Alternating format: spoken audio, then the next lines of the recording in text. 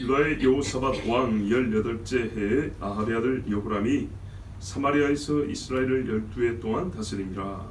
그가 여호와 보시기에 악을 행하였으나 그의 부모와 같이 하지는 아니하였으니 이는 그가 그의 아버지가 만든 바알의 주상을 없이 하였습니다. 그러나 그가 느바스 아들 여로보암이 이스라엘에게 범하게 한 그 죄를 따라 행하고 떠나지 아니하였더라. 모압 왕 넷사는 양을 치는 자라 새끼 양 10만 마리의 털과 순양 10만 마리의 털을 이스라엘 왕에게 바치더니 아합이 죽은 후에 모압 왕이 이스라엘 왕을 배반한지라. 그때 여호람 왕이 사마리아에서 나가 온 이스라엘을 둘러보고 또 가서 유다의 왕 여호사밧에게 사신을 보내 이르되 모압 왕이 나를 배반하였으니 당신은 나와 함께 가서 모압을 치시겠느냐 하니 그가 이르되 내가 올라가리이다. 나는 당신과 같고 내 백성은 당신의 백성과 같고 내 말들도 당신의 말들과 같으니이다 하는지라. 여호람이 이르되 우리가 어느 길로 올라가리까 하니 그가 대답하되 에돔 광야 길로 이르리이다 하니라. 이스라엘 왕과 유다 왕과 에돔 왕이 가더니 길을 둘러간 지 7일에 군사와 따라가는 가축을 먹일 물이 없는지라.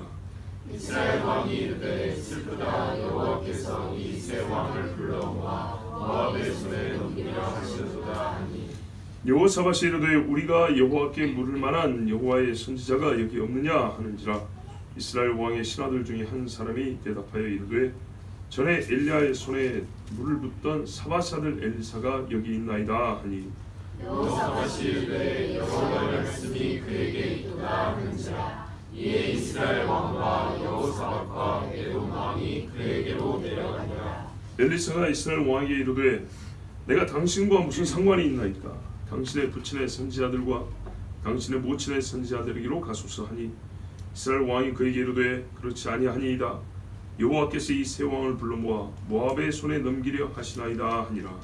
엘리사가 이르되 내가 섬기는 만군의 여호와께서 살아계심을 두고 맹세하노니 내가 만일 유다의 왕 여호사밧의 얼굴을 보미를 보면 그 앞에서 당신을 향하지도 아니하고 보지도 아니하였으리라. 아멘. 자, 아합의 아들 아하시아가 먼저 왕이 됐어요. 이 아하시아가 일찍 죽었잖아요. 그러다 보니까 아들이 없었어요. 그래서 형제인 여호람이 왕이 됐어요. 이 여호람도 아합의 아들이죠. 그냥 쉽게 하면 큰 아들이 왕이 됐는데 아들이 없어 일찍 죽어버려가지고 작은 아들이 이제 왕이 된 겁니다. 열왕기 상 22장 51절에 보면 아합의 아들 아하시아가 유다왕 여호사밧 제17년에 사마리아에서 이스라엘 통치 시작하였고 이스라엘 2년 동안 통치했더라 그랬어요. 자, 남쪽 유다왕이 제17년이 되었을 때 북쪽에 아합의 아들 아하시아가 통치 시작했어요. 지금 18년 됐으니까 만 1년 지났죠. 만 1년 지났지만 연대를 계산할 때 국가마다 좀 다른데 해가 바뀌면 1년 세는 데가 있고 시작하면 오늘부터 1년이 된다고. 우리 한국 사람들 나이 이렇게 세잖아. 그런 것처럼 북쪽은 그렇게 셌어요. 그래서 왜냐하면 조금이라도 늘려야 되니까. 그러니까 시작한 첫 해 1년, 해 바뀌면 2년이 오랬어요. 실제로 1년도 안 지났는데. 그래서 여호사밧 17년에 북쪽에서는 아하시아 왕이 됐다가 1년 있다가 남쪽 여호사밧 18년에 아하시아 죽어버리고 그 동생 여호람이 왕이 됐다 이 말입니다. 근데 말이죠. 이 여호람의 즉위 연도에 대해서 1장 17절을 보면 다른 말이 있어요. 자, 1장 17절을 보면 이렇게 돼 있죠. 왕이 엘리야가 전한 여호와의 말씀대로 죽고 그가 아들이 없으므로 아하시아 여기입니다. 여호람이 그를 대신하여 왕이 되니 동생 지금 여기 여호람 유다 왕 여호사밧의 아들 여호람의 둘째였더라. 이게 뭔 말이에요? 여호사밧 18년이 아니고 남쪽에 여호사밧 아들도 똑같은 여호람이라고 동명의 아들이 있어요.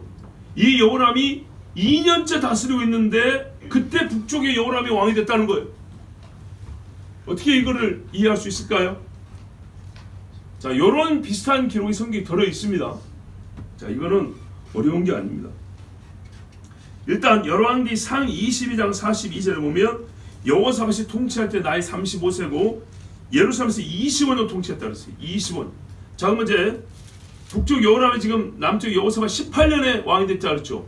그럼 앞으로 이 사람 한 8년 더 살아야 돼요. 18년 더 살아야 되는데, 그러고 나서 아들이 왕이 돼도 한 10년 있어야 되잖아요. 이거 너무 안 맞죠? 자, 이것이 어떻게 이해가 될 것이냐? 모순이나 오류가 아니고요, 이 성경의 역사성을 확인할 때 굉장히 중요한 요점인데, 옛날에는 말입니다, 선왕이 아직 퇴위하거나 사망하기 전에도 후왕, 대개는 아들이죠, 후왕이 공동으로 다스리는 경우가 생각보다 많았습니다. 공동이라는 말은 무슨 말이냐? 국가 권력을 50대 50으로 나눠 먹었냐? 그런 말이 아니고, 1년 중에 봄, 여름은 내가 하고 가을, 겨울은 네가 하고 이랬냐? 그런 말이 아닙니다. 왕이 엄연히 있어요. 엄연히 있는데, 후대 왕이 될 아이에게, 아들에게, 보통 아들에게 왕이 행사할 정도의 권한을 일부 위임을 해줍니다. 요 일은 왕이 도장을 찍어야 될 일이에요. 자, 왕이 도장 찍은 한 10개 있다 칩시다. 그 중에 한 2-3개 정도는 요거는 네가 알아서 해봐라, 이런 거죠. 예를 들면은 현대도 말입니다, 저 북쪽에 김일성이 살아있을 때 일부는 김정은이 김정일한다, 누구죠? 김정일이한테 일부는 네가 해봐라, 이렇게 나눠준 것들이 있어요. 뭐 그거하고 똑같지는 않지만 하여튼 우리가 비근하게 볼 수 있는 것처럼 후왕을 공동 통치자로 공식적으로 임명하든지, 아니면 실질적인 왕의 권한 중 일부를 그에게 위임해 주어서 떼어주어 가지고 국가 운영의 일부를 담당할 수 있도록. 그래서 다른 나라가 볼 때는 말이죠, 요 왕자고 계약 체결하면 왕하고 체결하고 똑같은 거예요. 지금도 가끔 저기 중동의 어느 나라 부유한 나라 왕자가 대한민국에 왔다, 그래가지고 뭔 계약을 체결하고 한다 뭐 이러잖아요. 그러면 다 된 거다. 왕이 있는데도 왕자가 와서 하면 왕이 한 거랑 똑같다, 이런 것들이 있죠. 역시 비슷한 예일 뿐입니다. 일단 이런 식으로 해서 왕위에 있을 때 그 아들에게 공동 통치를 하게 하는 경우들이 흔히 있었기 때문에 이거는 아무 문제 안 됩니다. 오히려 이게 더 역사적인 사실성을 확증해 줍니다. 보세요. 두 가지 다 확인해 보면 될 거 아니에요. 북쪽에 여호람이 왕이 됐을 때 남쪽에 여호사밧 왕이 있었고 그 아들이 공동 통치하고 있었다, 이랬으니까 훨씬 더 성경은요, 그 정확성을 우리에게 확인해 보라고 증거를 많이 던져준 셈이죠. 거꾸로 말해서 하나로도 안 맞으면 의심하기 좋겠죠. 그러나 하나님 말씀은요, 확실하기 때문에, 예, 세상 말로 자신 있기 때문에 확인해 보라는 거예요. 자, 그렇게 해서 제위를 이제 다스리기 시작했습니다. 근데 이 사람이 어떤 사람이냐? 여호와 보시기에 악을 행하였다 그랬어요. 이게 기본입니다. 악을 행하는 것은 여전했어요. 어쨌든 말이죠, 의로운 사람 핍박하고 선한 사람들 욕하고 악인을 옆에 두고 개교를 꾸미고 간사한 사람들을 가까이 하고, 이건 똑같았어요. 우상 숭배자도 친구하고 하나도 안 달라졌어요. 다만 그의 부모와 같이 하지는 아니하였다. 야, 부모보다 낫다니까 다행이죠. 일부. 그 부모가 누굽니까? 아합하고 이세벨이죠. 아합하고 이세벨보다는 조금 낫다 합니다.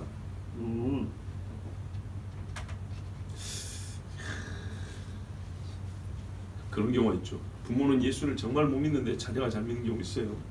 거꾸로 된 경우도 많고. 그러나 대개는 비슷하게 가죠. 대개는 비슷하게 갑니다. 자, 근데 부모보다 같지 아니했다는 것은 일반 국가 행정이 아니고요, 신앙 이야기입니다. 종교적인 이야기입니다. 그래서 어떻게 했냐? 바알의 주상을 없이 하였다, 이렇게 돼 있어요. 바알의 주상. 여러분, 북한의 김일성 동상만 사라져도 진짜 북한 때가 천재지변이 날 일이죠. 근데 북이스라엘에서 바알의 주상을 없앴다. 이거 돌로 만들거든요. 주로 아세라는 나무로 만들고 바알은 돌로 만드는데, 여러분 요거 없앴다고 생각해 보세요. 뭐 어떻게 없앴냐? 솔직히 말해서 깨부셨다는 얘기는 아니에요. 어디다 치웠다 그 말이에요. 치워냈다. 사람들 와서 절하고 제사상 못 차리게 어디 치워져 창고에 놔뒀다. 아니면 산에 어디다 쌓아놔가지고 이게 울타리 쳐놨다. 뭐 요 정도 이야기예요.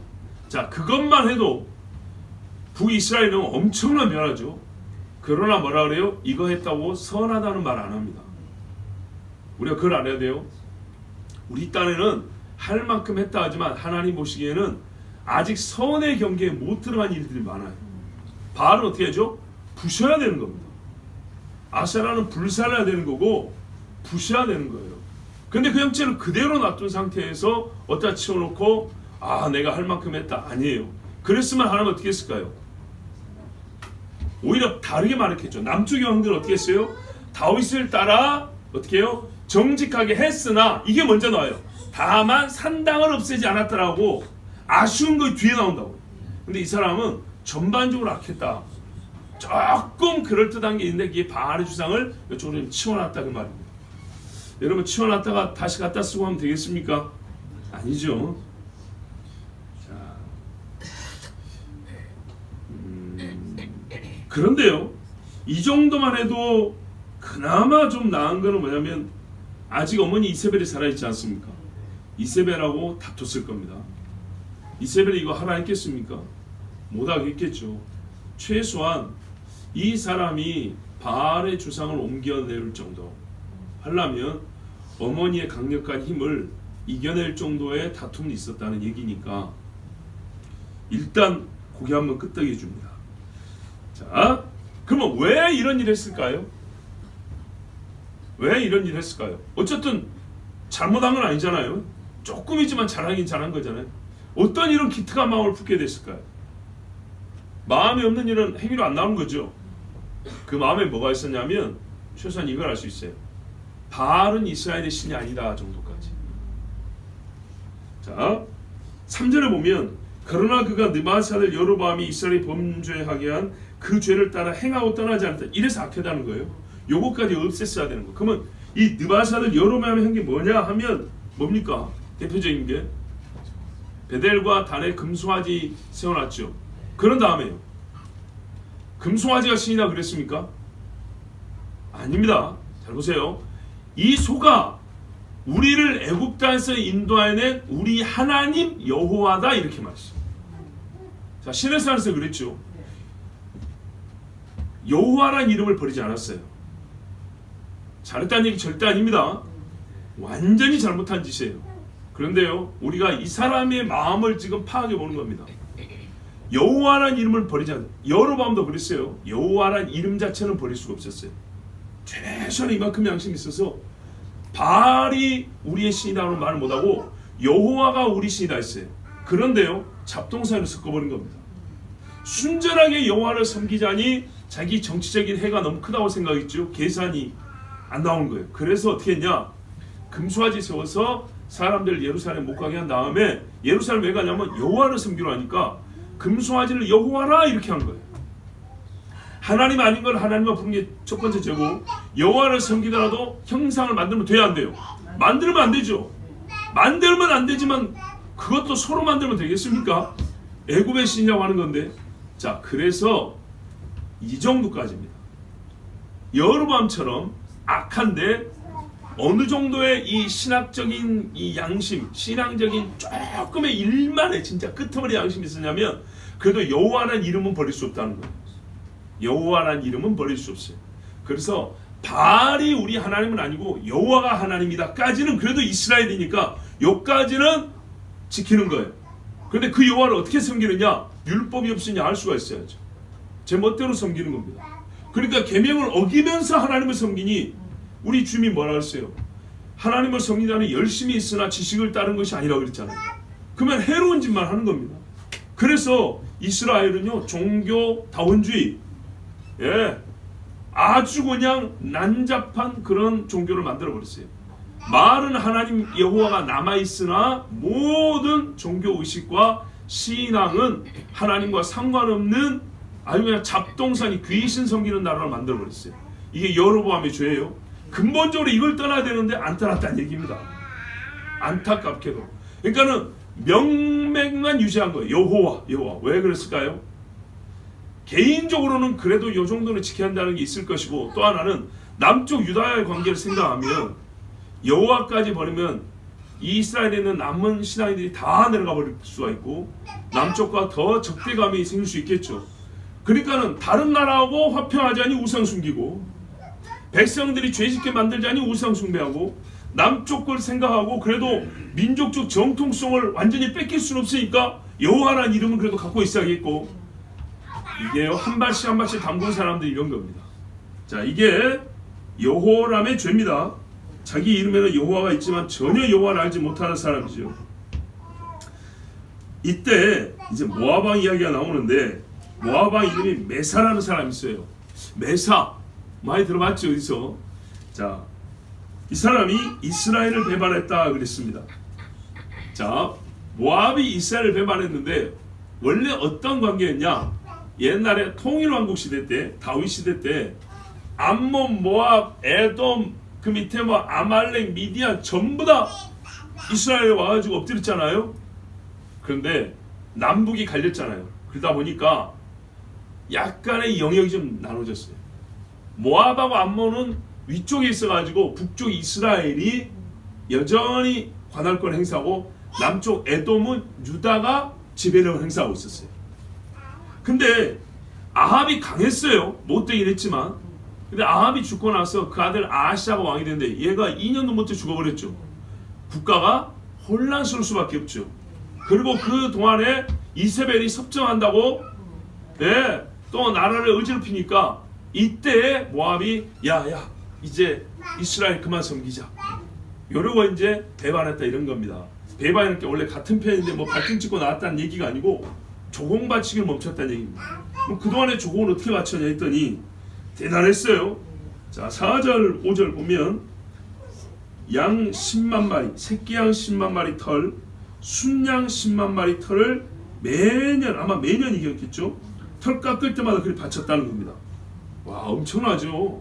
10만 마리면 뭐 양털옷을 우리가 잘 안 입어봐서 모르겠는데 되게 옛날에 양털로 옷을 만들어 입지 않았습니까? 그러면 이게 하여튼 모압 입장에서는 굉장히 큰 부담입니다. 그래서 이거를 안 바치겠다. 국가 간의 조공이니까 물량이 절대 적지는 않았겠죠. 대개 국가 간의 조공은 그 나라가 부담하기 어려울 정도까지 미치는 때가 많거든요. 그럼 모압으로서는 이 분량이 굉장히 부담스럽다는 겁니다. 어지간하면 전쟁 안 하려고 이 정도 그냥 바쳐도 되는데 큰 양이기 때문에 우리가 혹 전쟁이라도 싸워볼 만하다 지금은. 이래서 이걸 끄는 거란 말이죠. 양털이 20만 마리 분량 주고 전쟁 안 하는 게 낫죠. 그런데 이거를 그만두면 이스라엘과 전쟁이 날 수도 있다. 근데 이스라엘이 지금 약해졌기 때문에 해볼 만하다. 피해를 감수하더라도 그 정도 분량이라고 생각해야 됩니다.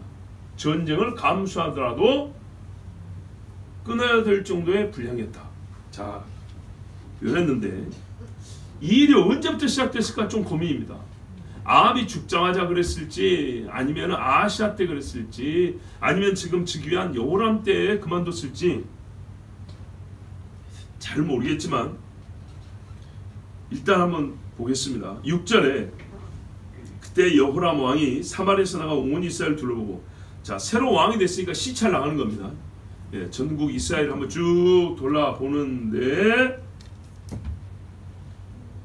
잘 살면 좋죠, 그죠? 근데 알고 보니까 그 전부터 알았을 수 있지만 모압이 양털 공급을 끊었다는 얘기를 들었어요. 화가 나죠. 야, 이것들 봐라 이러면서 이제 일단 화가 난 겁니다. 그리고 경제적인 것도 생각했을 때 이거 큰 뭡니까, 이권을 뺏긴 거, 아니 중단된 거기 때문에 이제 여호람이 전쟁을 작정합니다. 6절 7절 보세요. 또 와서 유다의 왕 여호사밧에게 사신을 보내 이르되 모압 왕이 나를 배반하였으니 당신은 나와 함께 와서 모압을 치시겠느냐. 이 부분 때문에 고민이 된다는 거예요. 나를 배반했다는 얘기가, 형님, 작년에 형님 때 배반해도 내가 왕이 돼도 그대로 배반 상태를 유지하면 나를 배반한 것이고, 내가 왕이 되는 올해부터 끌어도 나를 배반한 거죠. 그러니까 이게 지금 1, 2년 어간이기 때문에 뭐 크게 중요한 것 같지는 않지만, 하여튼 여호람 입장에서는 자기를 배반했다고 강조한 다음에, 왜 현직이니까 여호사밧 왕에게, 사돈에게 가서 모압을 치시겠냐고 물어봤습니다. 자, 어떻게 사돈이냐? 누이가 여호사밧의 며느리입니다. 예, 아시겠죠? 이세벨의 딸이 여호사밧의 며느리니까 여호람이나 아하시아는 온누이 관계입니다. 정리가 안 됩니까? 아합의 아들이잖아요. 네. 그래서 물어봤는데 옛날에 여호사밧이 아합 왕과도 같이 아람 치러 간 적 있죠. 그러니까 이참에도 가겠지 하고 이제 물어본 겁니다. 근데 여호사밧 대답이 굉장히 긍정적이에요. 지나칠 정도로. 내가 올라가리이다.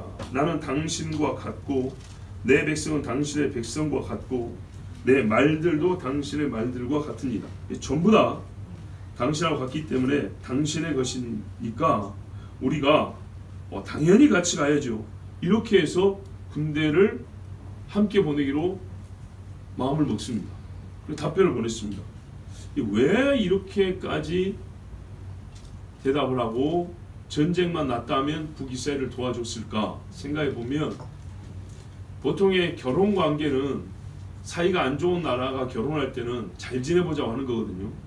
그리고 어느 한쪽이 약할 때 약간 강한 나라에게 굴종의 자세로 하는 겁니다. 그렇잖아요. 옛날에 우리나라도 중국에 나라들 있을 때 공주들 시집 보내고 그러잖아요. 그 많은 공주들 중에 한 사람씩 보내고. 그래서 추정컨대 아합이 다스릴 때 북쪽이 강했단 말이에요. 왜냐하면 그 아버지 오므리가 소위 북왕궁을 안정화시켰기 때문에. 그 다음에 오므리가 사마리아라는 수도를 새로 만들었단 말이에요. 그리고 그 아들이 아합이에요. 그러니까 오므리 아합 때가 북이스라엘이 좀 강할 때예요. 그러니까 여호사밧 입장에서는 북쪽과 평온히 지내기 위해서 토론도 하고, 그리고 전쟁하면 군사 원조도 하고 같이 보냈다, 이렇게 볼 수가 있습니다. 자, 그런데 안타깝죠. 신앙이 좋은 사람은 분명히 악인들과 연합하는 것이 아닌데, 그때 여호람 왕이 여호사밧 왕에게 물어봅니다. 자, 이제 전쟁을 같이 하기로 했는데 진경로를 어디로 택하면 좋겠습니까? 물어봅니다. 자, 왜 그러냐면 저를 한번 보십시오. 저는 이런 거 쓸 줄 잘 몰라요. 그래서 말로 합니다. 이렇게 말로 하니까 집중력도 좀 떨어지고, 저도 그런 권함을 많이 받거든요. 막 이미지도 좀 띄우고 사진도 좀 띄우고 좀 성경 구절도 여기다 붙여놓고 그러면은 다 볼 건데, 근데 여러분 옛날에는 다 말로 했어요. 여러분 집중하면 다 들을 수 있고 이해할 수 있습니다. 저를 잘 보시면 됩니다. 요게 사회바다입니다. 요 마이크 요만큼이 사회바다입니다. 사회바다. 그리고 사회바다 요 위쪽만큼이 암몬입니다. 암몬. 예, 암몬. 그래서 북이스라엘에 길르앗하고 붙어 있어요. 암몬. 그 밑에 사해바다 중남부가 모압입니다. 중남부가 모압, 그리고 아래쪽에 에돔입니다. 아시겠죠? 그러면은 모압을 치려면 암몬을 거쳐가든 에돔을 거쳐가든 그래야 되죠. 그렇죠? 그럼 북쪽 이스라엘이 모압을 치려면 암몬 쪽으로 내려가면 편하겠죠. 암몬 쪽으로 내려가면 편한데, 이게 암몬이 안 비켜주면요. 또 북쪽에 또 아람도 있어요. 좀 민감하죠. 좀 민감하단 말이에요. 그리고 위쪽으로 오기 좋으니까 대비를 잘할 수 있겠죠. 남쪽으로 하면 사해바다 있으니까 사해바다로 쭉 내려가가지고 여기서 바닷길 나와. 우리가 갈릴리에서 버스 타고 간 길 있죠. 그쪽으로 쭉 내려가가지고 어떻게 해요? 밑으로 와서 쳐버리면 되는데 세상 편하죠. 여기는 유다 땅이죠. 그죠? 북이스라엘이 사해바다를 놓고 딱 가운데 좀 있으니까 위에서 내려가든 아래로 가든가 되는데, 유다 왕하고 친하니까 또 유다 군대도 같이 갈 거니까 아랫길로 하면 편하겠죠. 그래서 물어본 거예요. 아래쪽은 당신이 잘하니까 여호사밧 왕이요, 길 좀 가르쳐 달라고, 길 좀 안내해라. 그랬더니 여호사밧이 이제 참모들 알아봤겠죠. 요 사해바다 아래쪽으로 하면 에돔이 밑에 있다 그랬죠. 에돔 광야 길로 이렇게 해서, 에돔은 우리의 지배력이 있는 나라니까, 우리가 지배하는 나라니까 에돔 군대까지 같이 모아가지고 군사력도 더 키우고 길도 편하게 이렇게 내려오십시오. 지금 서로 사돈지하니까 유다 땅에 길 열어주면 될 거 아니에요. 길 열어줄 테니까 요단강 사해바다 따라서 쭉 내려와서 요 밑으로 돌아와서 에돔 칩시다. 이렇게 말해준 거예요. 자, 굉장히 쉽죠? 매우 아주 효율적인 루트를 정한 거예요. 자, 그렇게 하자고 말했어요. 8절입니다. 우리가 어느 길로 가리까? 그가 대답하되, 여호사밧이 대답하되 에돔 광야 길로니이다 그랬어요. 참 좋습니다. 그래서 이제 9절 보세요. 이스라엘 왕, 유다 왕, 에돔 왕. 자, 에돔 왕은 왜 나왔을까요? 유다가 동원해 시켰겠죠. 같이 가자면 에돔 왕이 뭐 어쩔 수 있습니까? 와야지. 자, 에돔은 언제 유다에게 복속됐냐? 다 사실은 다윗 때 복속했다 그랬죠. 사무엘 하 8장에 보면 13절 14절에 다윗이 소금 골짜기에서 염곡 골짜기라고 그래요. 염곡. 에돔 사람 18,000명을 쳐 죽이고 돌아와서 명성을 떨치니라. 다윗이 에돔의 수비대를 두되 온 에돔의 수비대를 두니 에돔 사람이 다 다윗의 종이 되니라. 다윗이 어디로 가든지 여호와께서 이기게 하셨더라. 요때 다윗의 초기에 에돔은 이스라엘에 복속되고 지금은 남북이 갈렸지만은 유다가 아래쪽이니까 유다의 지배력을 받고 있었던 겁니다. 근데 이 에돔도 나중에 독립을 해 나가버립니다. 그때 언제냐? 여호사밧 아들 때입니다. 남쪽이나 북쪽이나 이름 똑같은 여호람이라고 하는 이 아들 때입니다. 지금은 그러나 아직 여호사밧이 다스리고 있으니까 말을 잘 들었습니다. 그래서 군대를 동원해 줬어요. 그래서 이제 세 나라가 모압을 치러 갑니다. 근데 에돔 입장에서 좀 봐보세요. 에돔 바로 위에 모압이죠. 서로 친하면 좋은데 경쟁 관계면 큰 나라들이 와서 쳐주면 좋죠. 자기들 입장에서. 그러니까 하여튼 시구나 좋다고 이제 같이 갔을 거예요.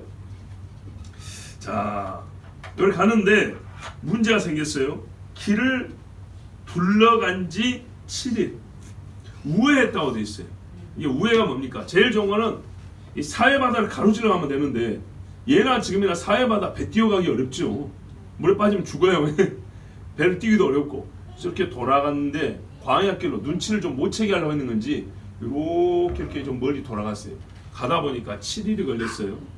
근데 여러분 대체로 진경로, 그러니까 군사들이 걸어갈 길을 생각하면 작전 계획을 세울 때 중간중간 어디에 샘물이 있고 중간중간 어디에 야영을 할 수가 있고 어디서 식량을 조달할 수 있고 이런 거 다 알아보고 하겠죠. 알아보고 했는데 여기 가면 딱 물이 있어야 되는데 없는 겁니다. 그래서 문제가 생긴 거예요. 물이 지금 다 떨어졌단 말이에요. 그런데 이쯤 가면 물이 나왔는데 없어요. 혹시 몰라 다음까지 한번 가볼까요? 하루길 더 갔어요. 하루 정도는 버틸 수 있었어요. 하루길 더 갔는데 또 물이 없는 거예요. 이제 어떻게 되냐? 오도 가도 못하는 거예요. 여러분 앞으로 가도 물이 필요하고 뒤로 가도 물이 필요한데 물을 쥐고 출발해야지. 물이 없는 데서 움직이면요. 지금 수만 명의 군대에 짐승들까지 하면 물 없이 어떻게 살겠습니까? 근데 왜 또 이 문제냐? 7일을 왔기 때문에 모압에 거의 다 왔어요. 이게 중요한 겁니다. 모압에 거의 다 왔기 때문에 여기서 물 없이 전진해가지고 싸울 수도 없고 물 없이 후퇴하다가는요 뒤에서 추격하면 몰살당할 수밖에 없고 이래서 딱 죽게 생긴 겁니다. 그러니까 이게 물이 좀 없는 것이 그냥 목마름 정도 아니고요. 지금 전쟁입니다. 전쟁. 10절에 이스라엘 왕이 이르되 슬프다. 여호와께서 이 세 왕을 불러 모아 모압의 손에 넘기려 하시노다. 이건 싸울 필요도 없이 졌다 그 말이에요. 물이 없어져. 가만 냅두면 이제 죽습니다. 예? 앞으로도 못 가고 뒤로도 못 가요. 물이 없어서. 그냥 그대로 말라 죽게 되는 겁니다. 모압의 손에 넘긴다. 자, 이렇게 목이 말라가지고 헐떡헐떡할 때 모압 사람들이 와서 치면은 그 자리에서 하루아침에 다 몰살이죠. 요 장면을 생각하니 이스라엘 왕이 진짜 너무너무 두렵고 큰 위기의식을 느낀 겁니다. 거기다가 자기만 죽는 게 아니라 두 왕들이 함께하고 있죠. 그러니까요, 이 국가 간에 이제는 원수지게 생겼단 말이죠. 큰 문제가 발생한 겁니다. 그러면 이 물이 분명히 대체 없이 오진 않았을 건데, 그죠? 그리고 통에 물을 담아놓은 거 한계가 있기 때문에 분명히 여러분 대군이 움직일 때는 중간중간에 선발대를 보내가지고 물이 있는 것도 알아보고 정탐을 해야 된단 말입니다. 그러면 물이 어느 정도에 가면 있다는 걸 알고 왔을 것인데 불구하고 없었다고 봐야 되죠. 어떻게 됐을까요? 막아버렸다고 보면 되죠. 예, 지금 이 물이 없는, 여러분 이런 동네는 물이 흐르는 시즌, 계절이 있고 물이 마른 때가 있잖아요. 그럼 물이 마를 때 출발하지 않았을 거라고요. 물이 있을 때 왔을 거라고요. 물이 있을 때 왔는데 왔으니까 다 말라있다는 얘기는 저쪽에서 막았을 가능성이 큽니다. 아시겠죠? 모압 쪽에서 물이 흘러오는 수원이 있는데 몇 군데 막아버리면, 여러분 지금도 6.1 전쟁 왜 났습니까? 지금이 아니라 60년대 6.1 전쟁이 왜 났어요? 저 북쪽의 시리아 쪽에서 요단강 수원을 막아버린다고 그랬잖아요. 그거 막아버리면 어떻게 해요? 이스라엘이 물이 없어서 말라 죽는다고 그랬죠. 그 첩보를 듣고 이스라엘이 먼저 때린 거 아닙니까? 예. 수원을 막아버린다고 된 거예요. 그럼 갈릴리 바다가 말라요? 갈릴리 바다 물로 지금 관계해가지고 저기 안에 광야까지 물을 공급해갖고 농사 짓고 사는데 그 물을 막아버리면 이스라엘은 죽는 겁니다. 자, 그렇기 때문에 예로부터 전쟁에 곡식을 다 태워서 없애버린다거나 물을 막아버린다거나 우물에다 독 뿌려버린다거나 이런 식으로 해서 적군이 먹을 양식 마실 물이 없게 해서 전쟁의 승기를 잡는 이 전술이 있어요. 이게 전쟁하는 방법이에요. 전쟁은 여러분 뭐 잔인하니 너무하니 이런 말이 없어요. 내가 안 죽이면 내가 죽는 거니까. 자, 아마도 물을 막았을 가능성이 있다고 봅니다. 분명히 물이 있다고 알고 왔을 것인데, 자, 왜 그러냐? 여러분 전쟁할 때 이 큰 군대 올 때는 아무렇게나 오는 게 아니에요. 예, 우리가 개인적으로 사람들이 시비 걸 때는요 즉흥적으로 요구하다가 갑자기 흥분하고 주먹이 나올 수 있지만 이렇게 국가 간의 전쟁은 그렇게 하는 게 아니에요. 예, 나름대로 사전 준비를 하고 하는 겁니다. 자, 그렇기 때문에 이 사람들이 적잖이 당황하고 위험에 빠진 것은 분명히 물이 막혔다는 겁니다. 사람이 막았건 아니면 하나님이 이들을 시험하고 이들에게 하실 말씀이 있어서 막았건 하여튼 물이 막혔다는 얘기입니다. 이때 보십시오. 이야, 이 일을 위함입니다. 11절에 여호사밧이 우리가 여호와께 물을 만한 여호와의 선지자가 여기 없느냐 하고 아랫 사람들에게 물어봤어요. 자, 여기는 어디 땅이죠? 에돔 땅이거나 모압 근처죠. 여기에 여호와의 선지자가 있을 일이 있습니까? 뭐 유다도 아니고 북이스라엘도 아니고. 그런데요, 여호사밧은 여기서 여호와의 선지자를 찾아요. 보통 사람은 어떻게 해요? 이 근처에 사람들을 풀어가지고 물 근원이 있는가 수색을 시켜보지 않겠습니까? 아니, 엊그저께 엘리야가 승천할 때도 그 시시에 떨어졌을까봐 50명이 3일을 찾았다는데 지금 수만 명이 죽게 생겼는데 말 타고 가서 물 찾으라고 하지 않겠습니까? 그런데 그렇게 하지 않고 여호사밧은 항상 하나님께 물을 여호와의 선지자가 없느냐고 물었어요. 근데 여러분, 이 말이 무슨 의미일까요? 여호와의 선지자가 있으면 물을 구할 수 있다는 얘기인가요? 물이 어딘지 눈이 열어서 하갈에게 보여주는 것처럼 저기 물이 있었네 이렇게 보여준다는 얘기인가요? 아니면 반세에서 물을 뭐 터뜨려 준다는 얘기인가요? 물은 얻어야겠죠. 물은 얻어야겠지만 여호사밧의 말은 어떤 의미가 내포되어 있냐면 도무지 우리가 예상하지 못한 이 일을 겪게 된 연유가 어디에 있는가? 왜 하나님이 우리가 분명히 물을 얻을 수 있다고 왔는데 왜 여기서 우리가 물을 얻지 못하게 하셨는지 나는 하나님께 뜻이 있다고 본다. 요거를 같이 하겠다는 얘기입니다. 어떻게 아냐? 12절 보세요. 엘리사가 근처에 있다는 말을 듣고 여호와의 말씀이 그에게 있도다 그러잖아요. 우와, 살았다, 이제 물 얻겠구나 이러지 않고 여호와의 말씀이 그에게 있도다. 일단 하나님이 우리 하실 말씀이고 그것을 어떻게 듣느냐에 따라 달렸다. 이게 여호사밧의 생각인 겁니다. 자, 근데 여러분 재밌죠? 엘리사가 왜 여기 있죠? 뭐라고 했습니까? 이스라엘 왕의 신하들 중에 한 사람이 대답하여 이르되 전에 엘리야의 손에 물을 붓던 사마사의 엘리사가 여기 있나이다. 왜 엘리사가 여기 있죠? 에돔 모압 지경에 왜 엘리사가 와 있는 겁니까 도대체? 미리 와 있잖아요 여기 지금. 그러니까요, 하나님이 엘리사를 먼저 보내시고 하실 말씀이 있어서 물건을 끄는 겁니다. 사람을 시켜서 끊었던 하나님이 직접 끄는 겁니다. 자, 엘리사가 이미 이 왕들이 올 줄 알고 또 물이 없어질 줄 알고 와 있었습니다.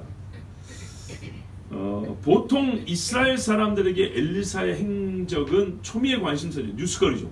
첩보가 들었죠. 오늘 엘리사가 어디 갔습니다. 오늘 엘리사가 누구를 만나고 왔습니다. 뭐 그럴 거 아닙니까? 근데 이스라엘 왕은 몰랐어요. 왕은 몰랐는데 신하들은 알고 있었죠. 보세요. 북쪽의 신하가 에돔 땅에 와 있는 엘리사를 알고 있잖아요 지금. 예, 왕에게 보고는 안 됐지만 알고 있었어요. 자, 아니면 이 신하는 바알을 숭배하는 신하가 아니라 하나님을 숭배했던 남은 자 중에 하나지 않았을까 그런 생각이 듭니다. 그래서 이제 엘리사를 여기 있다고 말해줬어요. 자, 전에도 말씀드렸지만 여기서 엘리사를 설명하는 말이에요. 전에 엘리야의 손에 물을 붓던 사밧의 아들 엘리사. 물만 부었겠어요? 가르침도 받고 기도도 같이 하고 싸움도, 선한 싸움도 같이 했잖아요. 그렇지만은 표현할 때 엘리야의 종이었다라는 것을 말하고 있습니다. 예수님의 제자들도 가르침을 얼마나 받았습니까? 그러나 예수님의 밥상을 주로 차려준 이는 제자입니다. 예. 예수님이 제자들 밥상 차려준 적이 있기는 하지만 주로 밥 준비한 사람들은 제자들입니다. 자, 하나님의 말씀을 듣고 배우면서 또한 물을 붓는 자세, 요 자세로 말씀을 배웠고 말씀을 배웠기 때문에 선생의 손 씻은 물을 부어주는 그런 일도 했던 겁니다. 이거를 사람들이 다 알고 있었어요. 자, 그래서 이렇게 표현을 했고요. 이제 엘리사가 여기 있다 그랬어요. 그래서 어떻게 했냐? 이 세왕이 엘리사를 데리고 와라 하지 않냐고 갔어요. 엘리사가 있다는 곳을 알아서 갔어요.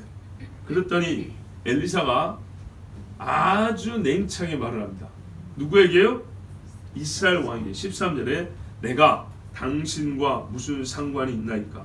당신의 부친의 선지자들과 당신의 모친의 선지자들에게로 가소서.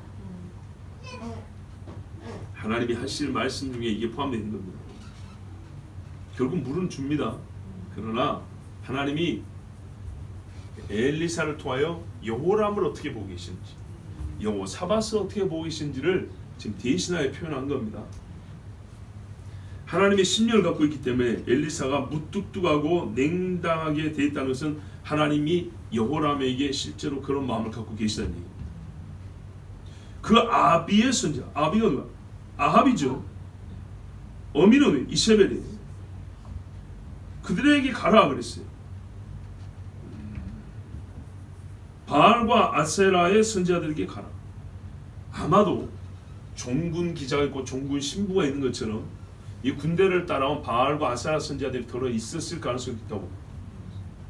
그런데 이런 사람들은 평온할 때 거짓말로 잘 될 겁니다, 이길 겁니다 주지, 진짜 막상 어려운 일이 있으면 아무것도 못하죠. 약간은 조롱조가 있죠. 지금 데리고 온 애들이 있지 않습니까? 그리 가십시오. 물이 없어서 저 멀리는 못 가는데 가까운 데 있지 않습니까? 바알 선지자, 아세라 선지자 떠거들 모이면서 왕이여 승야수 따라온 애들 있던데 보니까 그 친구들한테 가서 물 달라 하시죠. 안 되는 거 알죠. 그러니까 진짜 어려울 때는요, 귀신은 아무것도 아니라는 거 알아요. 이 여호람이 완전하게 신앙개혁을 했다면 이렇게 냉대를 받지 않았을 겁니다. 꾸짖음을 당하지 않았을 겁니다. 아직도 아버지의 선자와 어머니의 선자가 남아있다 그 말이잖아요. 이 사람들을 없애야죠. 주상을 치우기만 할 게 아니라 부셔버려야 되고 아세라 상을 찍어 없애버려야죠. 땔감으로 써버려야죠. 그런데 폐기하지 않았어요. 바알상을 치우는 작은 일은 했지만 근본적인 죄, 베델과 단에 있는 금송아지를 녹여서 없애버리지 아니하고 바알상과 아세라상을 다 찍어 없애버리지 아니했어요. 거기서 하나라도 선 잘못되면 어떻게 해요? 옛날에 기도원 때 보세요. 바알상 하나 찍어버렸다 해가지고 온 집이 몰살당할 뻔했죠.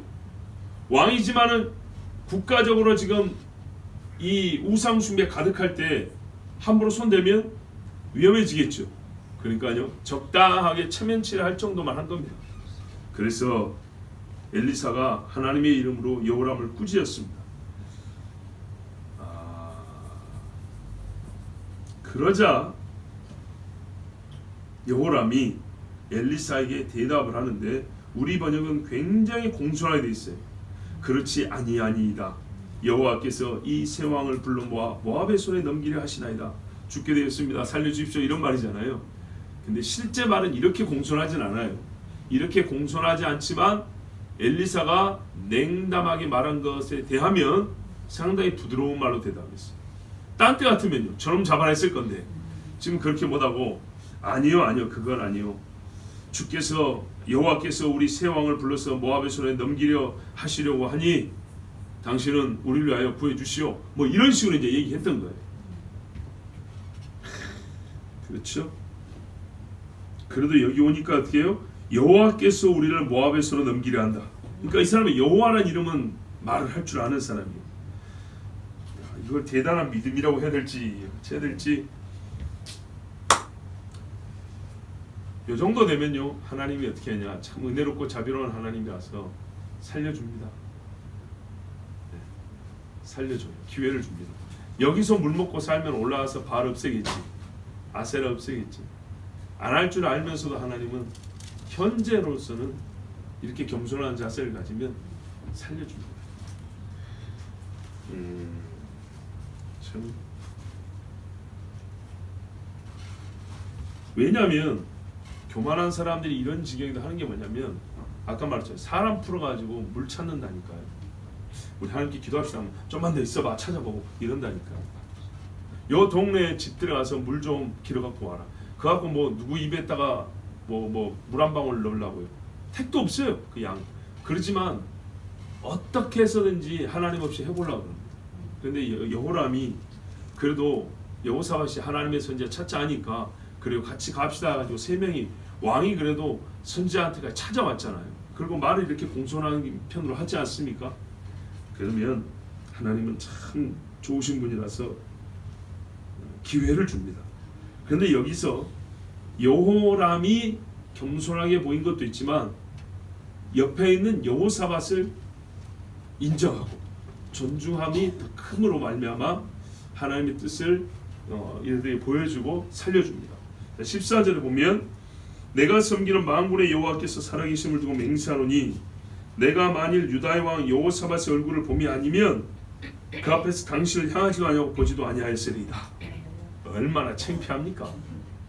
지금 물이 없으니 화를 내지도 못하고, 그렇죠? 영화를 들었어야 되는 거. 자, 북이스라엘 백성이고 북이스라엘 왕입니다. 근데 자기 왕인데도 얼굴도 안 보려고 그랬대요. 근데 남쪽의 유다 왕은 하나님을 경외하는 사람이기 때문에 내가 그 사람을 위하여 지금 여기 미리 와 준비하고 있었다, 이렇게 말하는 겁니다. 이 사람 때문에 사는 줄 알아 그 말이죠. 엘리사는요 여호사밧을 존중하고 경의를 표했습니다. 이것은 곧 하나님이 여호사밧에 갖고 있는 마음입니다. 하나님이 이제 모세는 나와 대면하여 아는 자가 아니냐, 너희가 누구건데 그랬거든요. 고라를 대하는 것하고 모세를 대하는 것은 하나님이 완전 다르셨습니다. 여호람 생색만 약간 냈던 종교개혁자 하고 진짜로 평생 하나님을 경외한 사람을 대하는 것은요 완전 다릅니다.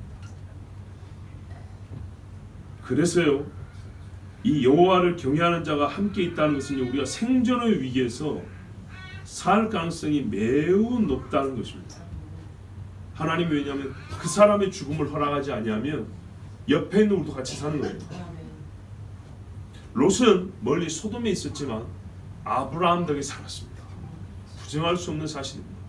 다윗이 또 뭐라 그랬습니까? 이 높당에서 제사장들 다 죽었잖아요. 그리고 아비아들 하나 남았는데 뭐라 그랬습니까? 너의 생명을 찾는 자가 나의 생명을 찾는 자니 내 옆에 있으면 네가 죽지 않냐고 안전하리라 그랬다고요. 왜요?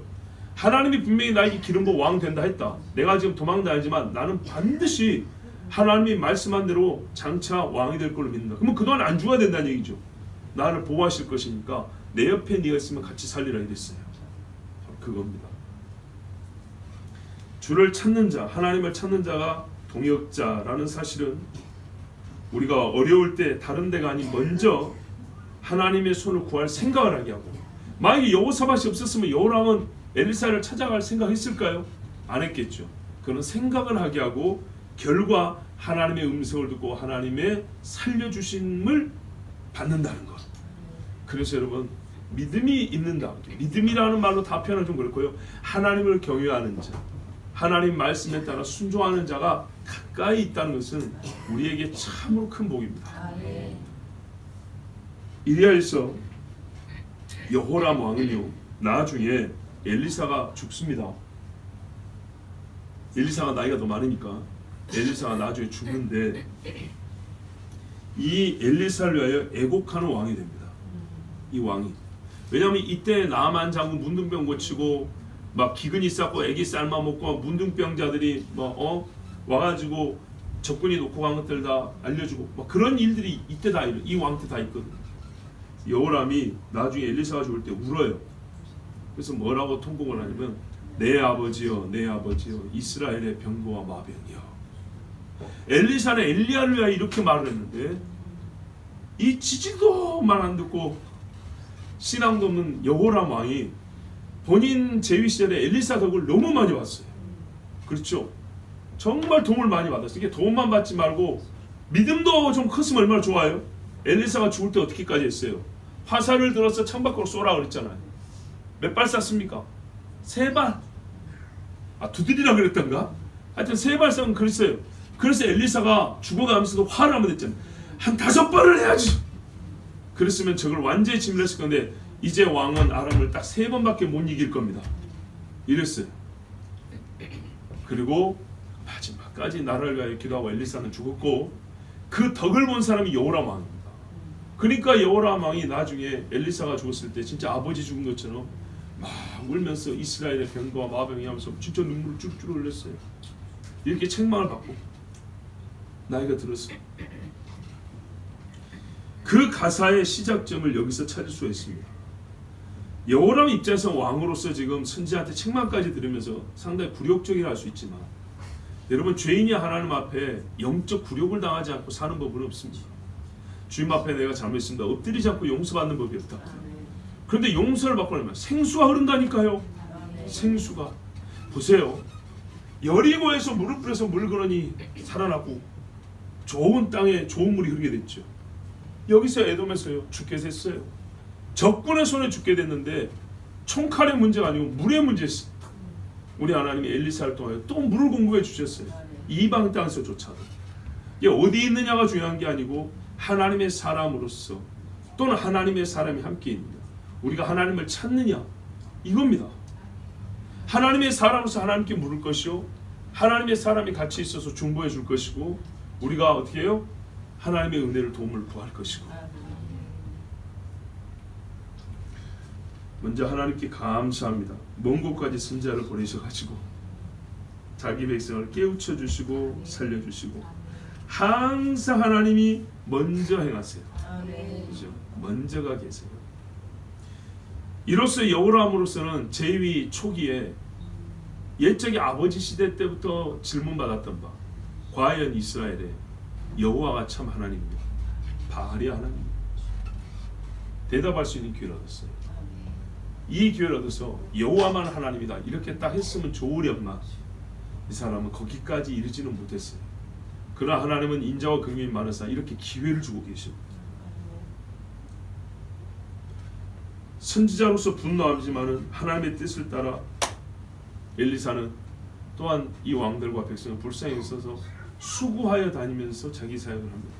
사역자는 이걸 본받을 것이고, 왕들은 아무리 직위와 그의 자리가 높아도 하나님이 공부해 주신 한 가지만 끊으면 살 수 없다는 걸 알고, 그때는 어떻게 왕이 문제 아니라 똑같은 사람 죄인으로서 하나님 앞에 엎드려서 살려달라고 구하는 것이, 살려달라고 구하는 것이 사는 유일한 방법이고, 그 방법을 좀 더 구체적으로 말하면 하나님을 섬기는 자, 하나님을 경외하는 자와 함께하는 것, 이것이 참으로 복되다는 것을 알 수가 있습니다. 그로 진실로 하나님을 믿는 자는 어려울 때 그 입에서 먼저 하나님 찾는 소리가 나온다는 것. 여호사밧이 왜 하나님의 사람인가 보십시오. 선지자 엘리사만 하나님의 사람이 아니고 여호사밧 왕도 하나님의 사람입니다. 여호사밧과 엘리사가 만나서 하나님의 역사가 이루어졌습니다. 엄밀히 말하면 옆에 있던 에돔 왕과 북쪽의 여호람 왕은 진짜 득을 봤을 뿐이지 그들이 하나님의 사람은 아닙니다. 그래서 우리가 모든 사는 길에는 하나님의 사람들이 있다는 것, 그리고 혹 하나님의 사람이 아닌 자라 할지라도 그 하나님의 사람 때문에 살거나 여러 가지 유익을 얻는다는 것, 그렇다면 거기서부터 하나님 살아계심을 깨닫고 똑같이 여호와를 경외하는 자가 되라는 것이 하나님의 메시지라는 것을 알아야겠습니다. 우리 함께 기도하겠습니다. 여러분, 진실로 하나님을 믿는 자로서 여호와 하나님에는 도리가 없다는 것을 알고 주를 향하여 입을 열고 손을 드는 성도가 되어야겠습니다. 우리 시간에 하나님 아버지, 나는 여호사밧처럼 어려울 때마다 하나님을 찾습니까? 또는 아버지 하나님, 내 주변에 있는 하나님의 사람들에게 기도를 부탁하며 그들과 함께 하나님 찾는 데 가까이 나아갑니까? 우리가 정말 믿음의 사람들이 있어서 득을 얻는 것이지 믿음 없는 사람 통해서 이익을 얻는 경우는 없습니다. 아버지 하나님, 우리가 서로가 서로에게 불쏘시가 되어서 내가 있으므로 내 불이 타오르고 내가 있으므로 그대의 불꽃이 더 세진다는 믿음을 가지고 우리가 신앙의 공동체를 함께 나가게 하옵소서. 항상 주를 찾아야 합니다. 주님이 우리를 찾으라 오늘도 이 일을 벌이셨습니다. 주여 함께하여 주시옵소서. 주님을 찾는 입을 열게 하여 주시옵소서. 우리 주 한 몸으로 기도합니다. 주여